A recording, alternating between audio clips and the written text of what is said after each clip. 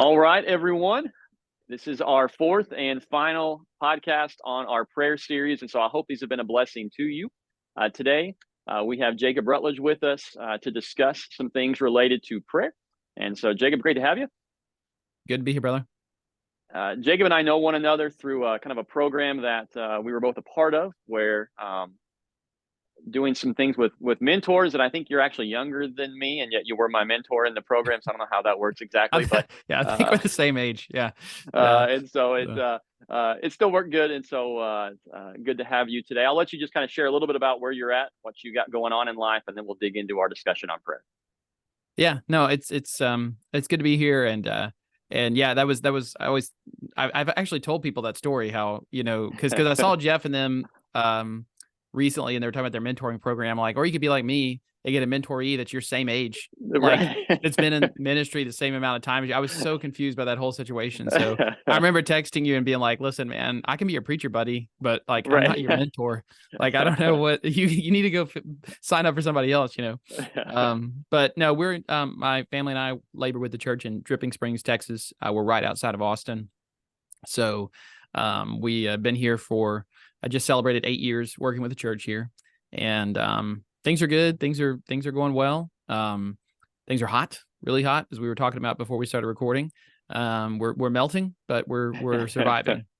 So yesterday I was coaching my son's t-ball team, and we were like literally on a baseball field at the hottest part of the day, 5 o'clock, with these little t-ballers. I felt so bad for them, and I'm sitting there and I'm like, "Are you guys okay? You got are you good? Are you dying? Because I'm dying, Right. Like, I mean, I literally had sweat. I had sweat coming from my sunglasses. Like, I was like, how are my sunglasses sweating? But other than that, we're good. Better than we deserve. That's what I always say. Better than we deserve. So Well, good. And I guess I'd forgotten, maybe we're actually, I think next week or next Wednesday is 8 years for us here in Sioux Falls, and so we are like yeah, I know. That's what I'm saying. It was very similar. Yeah, I can mentor you about that final week. That's right. what Yes. tell you how that final week is going to be. So again, great having you on. We're going to talk about a question I got related to prayer. And so when we kicked off this prayer month, right before that, I had sent out, anybody have any questions? And I got one, and I can't remember exactly how it was worded, so I'll just give kind of the gist of the question. But what was asked is, how do we pray with both confidence and with humility? Something that we talked about before we got on is, prayer is one of those things that we know a lot about, and yet there's also a lot of it that we still just wrestle with. And even when we wrestle with it and dig in, we still kind of are left with some questions. And when you think about confidence and humility, they almost can feel like, polar opposites of the way to pray. And yet we do kind of see both of these within scripture of the way that we do approach this. And so what I wanted to begin with is just kind of getting your take on, when you think about praying with confidence, what does that really look like in your mind? What does it mean to pray with confidence? And then on the other kind of maybe the opposite end of the spectrum, what does it look like to pray with humility? Well, yeah, I think that's a good question. And I think of these things a little bit differently, because I've done some study on confidence, self-confidence, the nature of humility. And because generally speaking, when people think of confidence, they think it's in conflict with humility, but Sure. that's not necessarily true. Arrogance, pride is in conflict with humility, but actually, confidence requires humility, because if you're truly humble, what that means is that you're humble enough to know the areas you can be confident in, but you're also humble enough to know the areas you can't be confident in. So it creates what we call genuine self-confidence. And I think that kind of comes into this discussion of prayer, because to pray with confidence means to pray with hopeful expectation. So Right. that's what scripture means when it says that we can come before God in confidence. We can come to him with hopeful expectation that he is going to grant what we request, based upon his will, and we'll get into that. But it's kind of like my child coming to me as their father and asking something of me. They can ask me with hopeful expectation that I will fulfill it, because they know that I care. They're not going to go and ask a random stranger on the street, to take them to some place that they want to go, or get them some toy that they want, or have a friend over to the house. Why? Because they don't know that person. They don't know if they care about him or not. They have no connection, no relationship with him. But they can come to me with confident expectation, hopeful expectation that I will grant their request. Now, that doesn't mean I will grant their request or that I have to grant their request. But I think that's what praying with confidence means. Praying with humility. Again, confidence requires humility, but I think praying with humility means that we come to God remembering that He is God, and humility recognizes that prayer. And I just talked to the church here about this recently. Prayer never transitions into a demand. Now, there are times in the Psalms where it almost sounds like a demand, but really it's always a plea. Prayer is always a plea. Humility always recognizes that God is God and I am not. Right. And every time you come to God, it is always a plea. And, we're going through a drought down here. And I told the church, I said, listen, we need to keep praying for rain. I said, but we never get to the point, because I've had people, well, we prayed for rain. Why haven't we had rain? And I say, because God doesn't want it to rain. That's why. And I don't understand that, because I look around and the grass is dying and people are suffering and it's hot and I think it should rain. But God doesn't think it should rain. Otherwise, it would rain. And so what I told the church is you keep pleading with God, but never thinking that that plea at some point turns into a demand to where you then can say, well, I've asked this. Why hasn't He granted it? Because He doesn't want to. He has some other reason as to why he is withholding rain, reasons that we can't anticipate. God's worked through droughts throughout the history of the world to produce certain things. With Elijah, for example, he's one of the examples that we talk about when it comes to praying and praying for rain. But we forget that there was a drought for many, many years before that. And do you not think people were praying for rain those 7 years or however long it was, for rain? They were. God said no. So praying with confidence means I come to Him with hopeful expectation because of who He is, because of my relationship to Him as a Christian.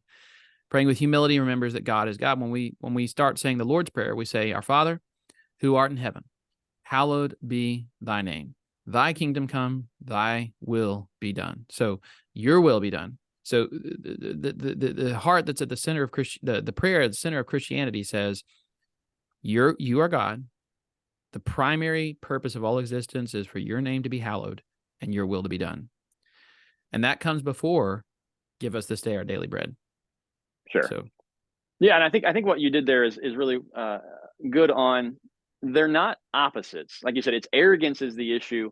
And I think even humility, if you go too far with that of just absolute insignificance, that there's no even point maybe in bringing something to God.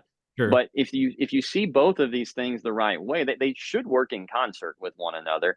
But again, just the way that we tend to think about those, probably if we thought about the most confident people that we knew, the word humble may not come to mind because of the way we tend to define those things. And yet I think they do fit well together. And so what I wanted us to spend some time thinking about is, with that being the case, where do we see kind of these ideas within Scripture? What does this kind of look like from a biblical perspective? So let's just start with the confidence idea. When we talk about praying with confidence, what is that based on? Why should we be able to do that? What do you see within Scripture? What do you see just as a Christian that says, hey, this is why I can pray confidently. This is why I have this ability? Well, of course, as with all things, our confidence comes from what God has done before us. So prayer, everything is grace. So everything is grace, and prayer is grace. Prayer, and when we stop realizing that prayer is a gift, right, then that's where we begin to mess up. Sure. And I think that when we remember that prayer is a gift, that it's an act of grace from God to allow us to beseech Him in prayer and to ask for others to pray for us, then that's where we get confused. If the President of the United States decided to come and say, hey, here's my personal phone number, call me anytime. He doesn't have to do that. He has no relationship to me, no connection to me. It would be simply a gift. And sure, if all of a sudden I forget that that's a gift and start acting as if it's a right, that's where we steer off when it comes to prayer. So the reason that we can pray, or rather the purpose behind prayer, the source of prayer rather, is God himself. Sure. That he has chosen to open that avenue towards us. Now, I do think it's important for us to talk about, though, that our own personal relationship with God does have an impact on the effectiveness of our prayers. I know that's not a popular thing to say, Sure. but throughout Scripture, I mean, Jesus talks about being perseverant in prayer when he gives the parable of the widow and the beseeching the king, the ruler, persistently for her need. He talks about in James 5 and verse 16, a well-known passage prior to talking about Elijah. The prayer of a righteous man has a lot of effect, right? It's effective and it's working, depending on what translation you're using. Why doesn't he say prayer is effective? That's not what he says. He doesn't say Right. prayer is effective. That's what we sometimes say.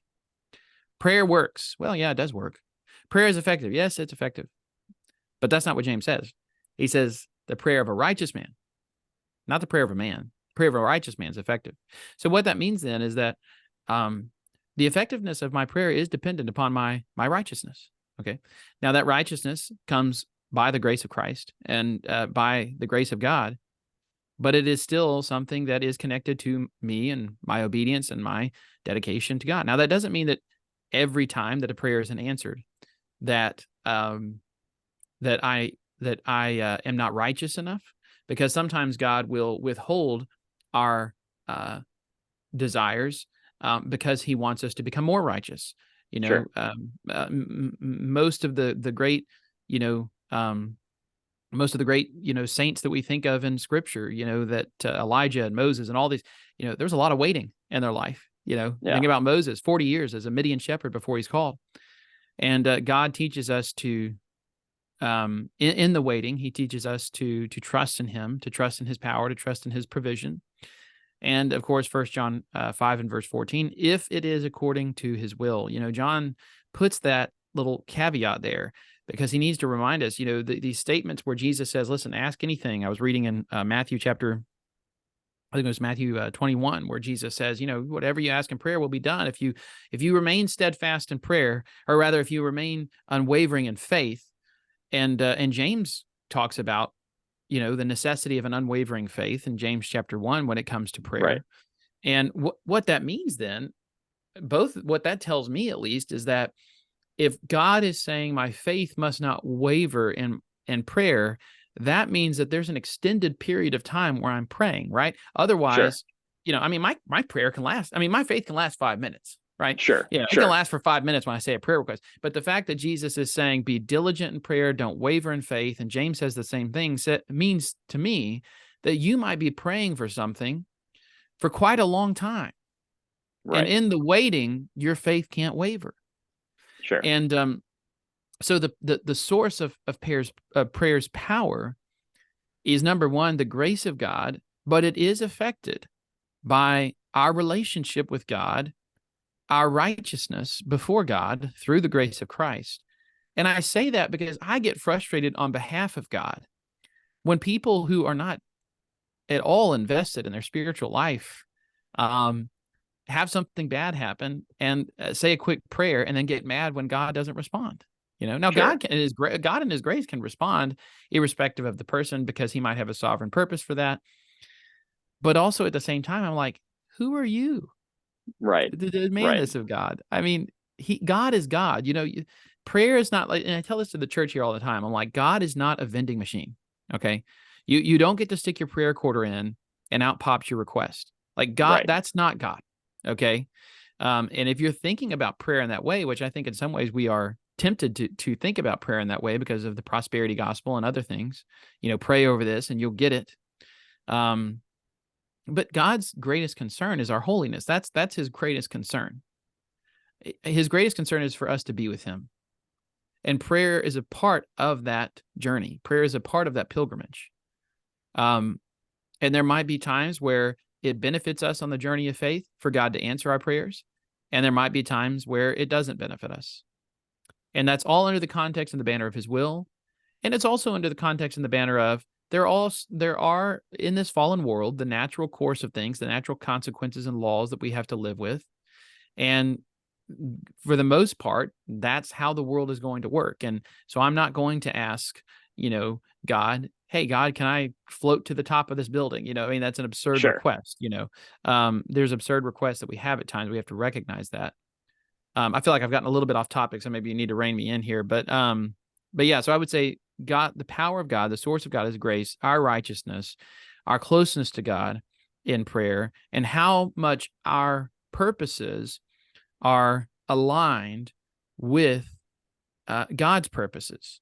That's why, again, the Lord's Prayer is so central, I think, to understanding the nature of prayer, because it begins with hallowing God's name, requesting his will and his kingdom, and then it moves on to the other requests, Right. The things that we tend to focus in on. And I think Yeah. what you highlight is one of those kind of challenging thoughts related to prayer, which is part of it is it's all based on God. I mean, you think about even, I think it's Hebrews 4 that talks about, it's through Christ that we can draw near to the throne of grace with confidence. I mean, it's all, Yeah. the very fact that we can do this is all based in God and his willingness to do it. And yet we also see that part of our confidence is in the fact that if I come to God with a faith that's unwavering, like you mentioned from James chapter 1, and we see even from James 5 with the idea of righteousness, that okay, I do have some role to play here. And I was just talking with the church last night. We're going to deal with this a little bit on Sunday, and I haven't worked it all out in my own head yet.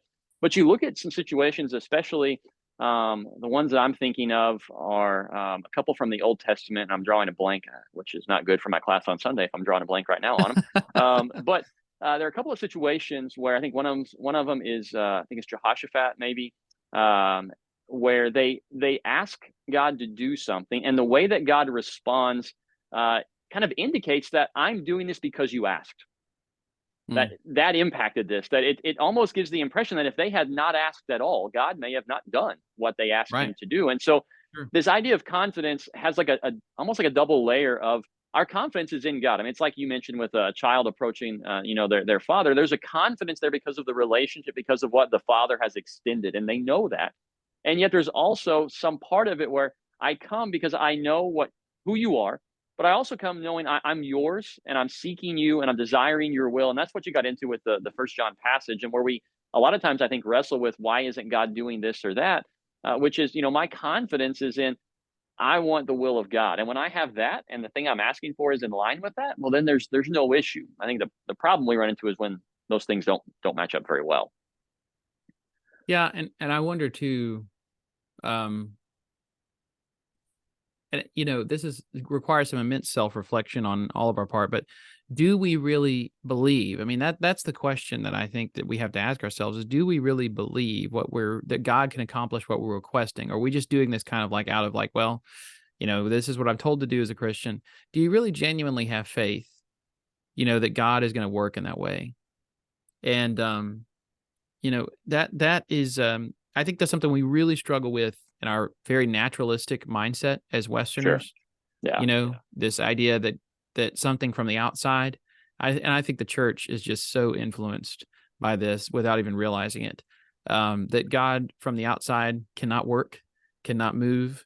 And I think that we come to prayer with certain presuppositions that really handicap our faith. And I know personally that I've dealt with that. But also I think of Hebrews 5, and I've thought about this passage a lot when it comes to prayer, because the Hebrews writer says, talking about Jesus, in the days of his flesh, Jesus offered up prayers and supplications with loud cries and tears to him who was able to save him from death, and he was heard because of his reverence.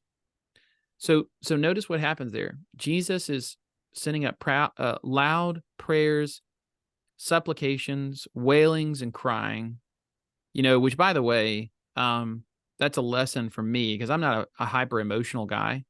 And Sure. I see people get very emotional in prayer, and that at times makes me uncomfortable. But Jesus was deeply emotional in prayer. And so Jesus is crying out with wailings and crying. What's he crying out? Lord, if it be thy will, let this cup pass from me. Yeah. I don't want this cup. If it's possible, let it pass, but not my will, but thine, right? Right. So there's Jesus requesting something based upon the will of God. And the Hebrews writer says, he was heard. Okay. So the most perfect, most righteous man that ever lived made a prayer request to God. God heard it. And our initial thought is to think, well, and then God didn't answer it, or God said no. But that's not what the Hebrews writer is saying. God heard it and God answered it, but not in the way that we expected him to answer it. How did he answer it? He answered his prayer in the resurrection. The prayer of Christ was answered in the resurrection. But before the prayer was answered, what did he have to do? He first had to suffer. He first had to die. And so my point being is that man, I'm really teaching myself some things here whenever I talk about this, but we can pray to God with deep emotions, and God can hear us, and God can answer us, but after we suffer, and after we wait. Because suffering, whether we like it or not, is an important part of sanctification. It's an important part of making us more like Christ. And if he answered those prayers before the suffering happened, we might get the request, but we won't be who he needs us to be. And that's what God is really concerned about. And we're like, you know, it's like sometimes when I give my kids some money, or my kids get some money, and I'm like, they're like, hey, let's go buy something at the dollar store, you know?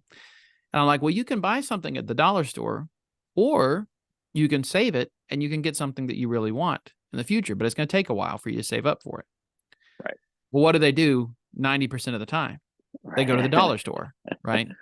Now, as they mature, they realize, well, I could save this money up, but we're like that, right? We're like, well, Right. I want what I want now. I don't care if it breaks. 100% of the time, those toys break within a week. I don't care if it breaks. I don't care if it does what. But God, and sometimes God will give us those requests, and we learn, well, this isn't really what I wanted. Right. This isn't what I thought it was. But then there's other times where God says, just wait. If you'll just wait, if you'll just trust in me, I'll bring you to where you need to be. I'll bring you to where you need to be.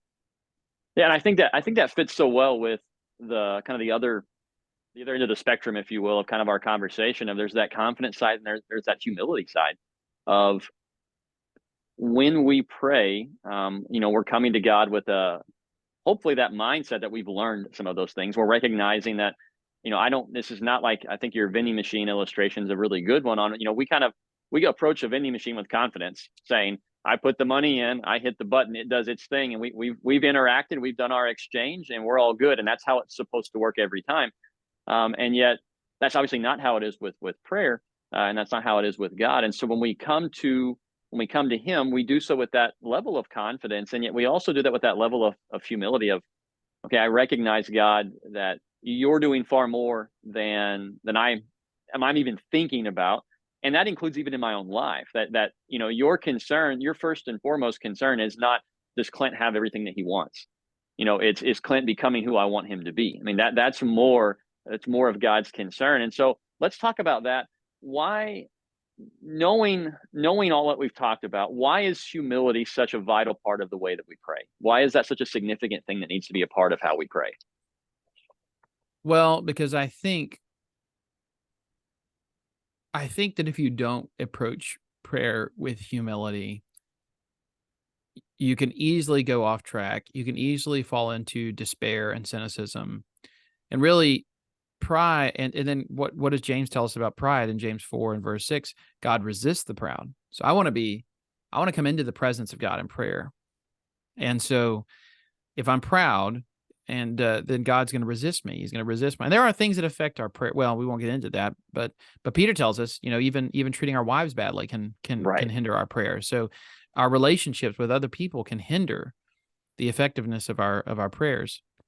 But humility is necessary, because what happens when you grow arrogant is you have heretical views of prayer. I'm just going to call it that, Sure. because they are very dangerous views of prayer. And there's two sides of that spectrum. One of them is the kind of health and wealth gospel. Whatever I pray for, God's going to answer. And that is that's the arrogant side of prayer that says that, God's essentially my magical incantation that I can, say over something and then it's done. Sure. The other side of that coin, though, is the one that I run into more often, is that, well, prayer doesn't really do anything except for the person. And I've run into this quite a few times. Prayer is just kind of a discipline that we do that helps us to grow. It doesn't really have any effectiveness. It's just, other than worship. And I think that's just as dangerous. First off, it's not biblical. It's not scriptural. It's not Christian. Nobody has ever believed that about prayer through the centuries. And because the Bible is so opposite of that. It says, no, this can be an act of worship, but it's also a avenue of request. And I think that you get to that point because you think, well, I asked it, God didn't answer, therefore, it must not work. And what's happening in that moment is that you're exalting yourself above what God himself has said about prayer. Yeah. And just because your natural reasoning doesn't match up with what God has revealed. Yeah. And I think another reason that humility is so important is that it allows us to stand in awe of the mystery of prayer. Now, we're deeply uncomfortable with mystery in our modern day world, but faith is a mystery to an extent. I mean, Paul calls it, 1 Corinthians 4 and verse 2, the mysteries of faith, that we are stewards of the mysteries of faith. And mystery means two things. It can either mean something that wasn't previously revealed that is now revealed. And Paul uses it in that way in Ephesians 3 when he's talking about the fact that the mystery of all nations being included within the inheritance of Abraham has now been revealed. The second way it's used is something that has been revealed but cannot be fully comprehended. And he uses this, and this is mainly the way that it's used, for example, in 1 Timothy 3 and verse 16, where he says, behold, the mystery of godliness is great, right? He talks about Jesus and what's going on there, and who can really understand the incarnation, right? He's truly God and truly man. How's that possible? The Sure. first 6 centuries of Christian discussion was about that, So prayer is like that, and we don't like mystery, we really don't. But what we can't, but when we come in humility to the mystery of prayer, what it does allow us to do is live in awe. It allows us to live in wonder, how God in his sovereignty can condescend to listen to us, to work in ways that we don't understand, because Jesus says that God already knows what you need before you ask him. Yeah. Now that's an incredible thought, because I think I'm informing God. Right. God, I'm not sure if you knew that I needed this or not, but I do. Right. Right. And Jesus says, you're not informing him of anything. You're coming to him. And that is extremely comfortable, by the way, that God is already more aware of my needs than I am. I think I know what I need, but God does know what I need. Right. And so even though I feel like I can't fully articulate what it is that I want, of course, Paul says the Spirit helps us in our weakness in Romans 8, even though I can't fully articulate that, God knows. And so I can have confidence in prayer. And again, confidence and humility are not exclusive to each other. But arrogance is exclusive to humility, and that really is dangerous in a variety of ways, because, man, it can just create an immense amount of despair in your heart if you think, well, I asked for this, why hasn't it happened? And I've seen Christians lose faith over that. And it's like, because prayer is not about you. It's not about, yes, God wants you to ask him, but like, you have to, the whole idea of prayer is that it's a plea. And if it's a plea, that means that God can say no. And if you don't think that God can say no, then you don't really understand prayer and you don't really understand God. And so, and I've been there, man. I've had some heart-wrenching prayers to God over some very difficult things. And it's hard, when you have to suffer in that way. But then, kind of like a child who is older and tells their dad, hey, I'm glad that you didn't give me a toy every time I asked for you one. When you mature in your faith, you realize I needed to go through that. I needed to suffer. So that's why humility is important. Yeah, well, I think, along those lines that you mentioned, when we think about prayer as something that, I fully grasp it, I understand all the intricacies of it, I can connect all of the dots. It's really hard to have a humble spirit in the midst of that. The more that we come to grasp something, the easier it becomes to lack humility, because we say, well, there's not really much else that I can learn from this. And when you think about prayer from the biblical perspective, there's such a vast amount of it that we don't understand that it should keep us humble. And you mentioned an idea earlier that we've talked about in our series already, of lessons on Sundays, of sovereign Lord. There's only one sovereign Lord. It's not me. It's not any of us. And so when we're asking, going to God, recognizing, okay, He is ruling, and I don't understand that. I don't understand what it would be like to rule the universe. I can't grasp all of the different things that God has going. And so for me to approach this God uh, in any capacity other than humility doesn't make any sense, because we just don't, one, we don't understand all that He's doing, and we don't grasp all of that. But even the very fact that He allows us to should be mind-boggling and humble us, because it would be one thing if we were perfect and He still allowed it, because we're infinitesimally small people, but we were really, really good, and therefore that's the reason why He deigned to let us pray to Him. But the very fact that He even allows us to pray when we are far from that, and we were far from that in the beginning of our lives as we sinned, and all of that, that humility should never, hopefully never go away. That we approach prayer, I don't know what God is going to do. I believe what He can do, but I don't know what He's going to do. But that doesn't change my faith in Him and in what He's doing. I think those, as you mentioned, I think those are supposed to fit together so well. I just think sometimes we kind of try to make it really simple on, I pray and I believe it, and God must do it, and that's confidence. And humility is, well, I pray and I'm like, I'm shooting and I'm closing my eyes and just hoping it goes in, kind of thing. Well, no, like it's Mhm. not either one of those spectrums. But I think it's easy to get bogged down in some of those misunderstandings of how we view prayer. Well, and I also think it's very easy, and it's something we have to watch out for ourselves is what are we wanting most out of life? Are we wanting the things that we pray for, or are we wanting God Himself? Because the ultimate object of prayer, the ultimate power of prayer is God, but the ultimate object of prayer is God Himself. Like that's the ultimate heart of prayer. I want God. And so many of us are like, we want the things that God can give, but we don't want God. I love this Sure. prayer by, if you don't mind if I read it, I love this prayer Sure. by Augustine. He says, "Give me yourself, O my God. Give yourself to me. Behold, I love you, and if my love is too weak a thing, grant me to love you more strongly. I cannot measure my love, to know how much it falls short of being sufficient. But let my soul hasten to your embrace and never be turned away, until it is hidden in the secret shelter of your presence. This only do I know, that it is not good for me when you are not with me, when you are only outside of me. I want you in my very self. All the plenty in the world, which is not my God, is utter want." And so this, I think, is at the heart of when was the last time that we prayed like that? When was the last time that we said, God, even if I don't get anything else, as long as I have you, as long as I have you, that's all I want. You know, Yeah. everything else is put in the context of that. And sometimes God will make us wait in order to realize our greatest treasure, right? In order to make us realize what we really need, which is Him. It's not stuff. It's not things. It's not even other people. It's Him. And so other people obviously play a part in that, Sure. but it's Him. And so it's just, it's really easy. I don't know. And I think if we spent more time in prayer, we would understand some of these principles just intuitively. Sure. There's certain things that we understand in the doing rather than in the talking. I think it's great that we're talking about this. Sure. But I think if you really spent more time in prayer, the Lord would help you to see, like, prayer is a lot more, it's a lot deeper, more substantive than we give it credit for. And we were Yeah. talking Yeah. about this beforehand. How often do we just pray for these temporal material things, and Yeah. we never pray for these spiritual things?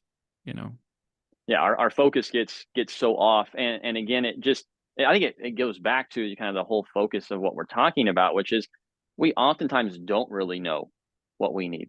Mhm. And again, you used the example earlier. It's one that comes to mind for me as well. Is I know I've got kids, and kids ask you all the time for things where you're like, no, you don't need that. No, that's Mhm. not good. And my kids, especially one of mine in particular, if he could play video games all of the time, Yeah, his prayer would be, I mean, he would just be like, that's perfect for him. And yet sure. I think, no, son, you don't need that. You don't want that. That's not going to be what's ultimately, that's not what you need. It's what you really, really want. But I'm not going to give that to you. Mhm. And so, too often, too often we fail to remember that we are like children in so many ways, and not always in the good ways. We think about the ways that Jesus describes children and that faith that we're to have and those kinds of things, oftentimes we're the other parts of children that I don't think he was saying, imitate the immaturity and the constant desire for this and that. But we end up doing that. And maybe one of the clearest areas that we see that in is in our prayer life. I mean, that's when we're really having that discussion with God. And so with that in mind, I want to go to this, like, just practical idea for a minute on, we've talked about both of these things. We've talked about confidence, this idea of coming to God, knowing what he can do, what he says he will do. And then we come with humility. So in your mind, what does it really look like to pray with both of these together? What would, I don't know if you need to necessarily pray a prayer, but what exactly do you feel like would be involved in, I'm going to pray with both of these things in this moment? Well, I mean, I know I keep going back to the Lord's Prayer, but I just think that that's been so formative to the understanding of prayer throughout the centuries.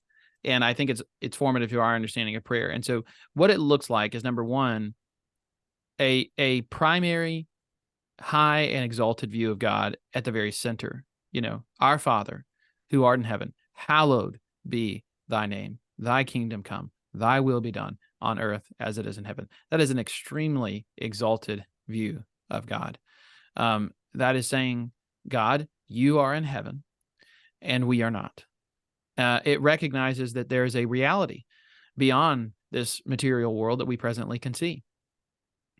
And that and here's the thing, that also reminds us that God's will, there is a place where God's will is done every second of every hour of every moment. There is a realm where there is not a single millisecond that goes by without God's will being done. And now we're praying, we want that to be here on earth too. Wow, that to me, that's a very humbling and confident view. It recognizes God is sovereign. God can make a realm where his will is completely and perfectly done. And what that also is humbling. So there's confidence in there because I'm confident that God has the ability to do that. But there's also humility in that it says, but it's not my will. It's not my will. Right. And then the humility also comes with when we say, give us this day our daily bread. Lead us not into temptation, deliver us from evil. Those are statements of daily dependence and also spiritual walking and the journey of faith. We don't, we are so disconnected from the world of Jesus. Like, we don't have daily bread. Right. We have weekly bread. Right. We have monthly provisions. We go to the beginning of the month and we go to Costco and we put our shelves in, and we have no concept of depending daily. I mean, when people are praying in Jesus' day for daily bread, they literally meant daily bread. Right. And so generally how people have in the modern world have interpreted that is, Father, give us the things today that we need. Give us things that we need that we don't even know that we need. Yeah. And also this idea of lead us not into temptation, but deliver us from evil. That is an extremely humble perspective on my walk as a Christian, because the way that I hear some preachers talk, like, get up and, get the sword of the Spirit, get the shield of the faith and go out into the battle and, kick Satan in the teeth and, which is great. You need to go into battle. Amen. Let's get into the warfare. Let's get into the battle. There's too many Christians sitting on the sidelines. But Jesus says, Father, lead me not into temptation, but deliver me from evil. So that is a humility that says, God, even in my attempts to fight the evil one, I can get off track. Yeah. Even in my desires to do what is good, I can be led into evil. It is a recognition of our own struggle with sin, our own depravity, and our own wickedness, and how self-deluded we can become. And it's a recognition of, God, I need you to direct my way. And so what prayer looks like when we pray with confidence and humility, it's a high exalted view of God, his sovereignty, his power, his will, his name at the center of our prayer. So many prayers just spend, especially in public prayer, spend so little time exalting the name of God in prayer. I mean, that's very unfortunate because I think that people forget what prayer is, and exalting the name of God, the holy, holy, holy one, and the one who is faithful and steadfast in love and just and will punish the iniquity, and all of these things that he reveals about himself. That helps us to remember what prayer really is. We're entering into the presence of God. And then at the second, humble request of really reminding ourselves, God, I could not exist without you, which is, by the way, why prayer and fasting are connected within Scripture, and why Christians need to fast. I know that's not a popular message, but more so than ever in the modern world, Christians need to fast because we are so easily provided for, and we too often forget how dependent we are on God. But let me tell you, you go a day without eating, and you'll remember how weak you are. You'll remember how dependent you are on God. And that prayer, give us this day our daily bread, is going to mean a little bit more. So Yeah. I would really encourage Christians to spend time in prayer and fasting. So Yeah, well, I think it illustrates well. I think the combination of things where we think about, again, our confidence is in the fact that we are going to the God of the universe, who can absolutely do whatever he sets his will to do. And so we have that confidence, but we do so recognizing that I don't know what I always need. I can't do these things without you. In fact, even just to get through another day, I'm only able to do that because you allow it to be so, that you provide food. And as I've seen people point out before, the very fact that God, he provides food, he actually makes it taste good. I mean, just there's so many facets where it's like, we are dependent upon God, and even the things that we enjoy about the things that we have in life are also, in fact, dependent upon God, that he allows all of that to happen. And so it on the one hand, it can make us feel very small, which I think is part of what can happen with humility, is you kind of see your smallness, but it doesn't drive us to non-existence. It doesn't drive us to the yeah. point where we do not matter. And so when we have this, I think, kind of rightly paired together, what we do is we come like a child to a father with this confidence in who the dad is. And I'm sure you maybe have felt this at some point. As a dad, it's easy to feel deficient. Like, man, I can't solve this problem. But when your kids come to you with it, you want to, because you say they feel like I can do this. And the thing that we have with God is, well, he can. That's the difference. That's we're just a shadow of what God truly is as a father. And yet that confidence comes, what you brought up earlier with Jesus. Not my will, but yours be done. And I'm coming. I know what you can do, but I'm going to trust that if it's not what I want, that it's what's best. And so, go Well, and ahead. think of Paul, for example. We act as if we're the first ones who have ever struggled with unanswered prayers, right?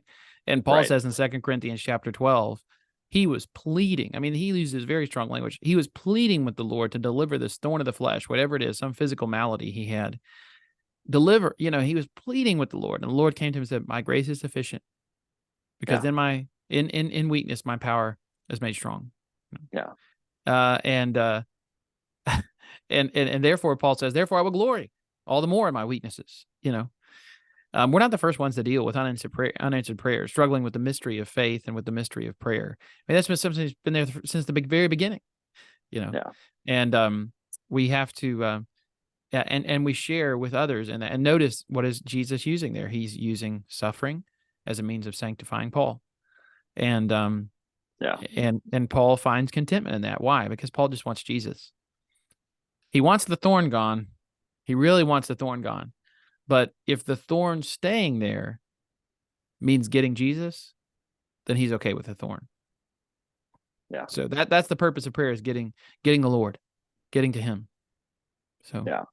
Yeah. I think it's just such a in many ways, a radically different view than the way that we typically think about prayer. But it really is something that it draws us to God. It really does connect us with Him, but it requires, that confidence to go to Him, and that humility to trust Him in the midst of it.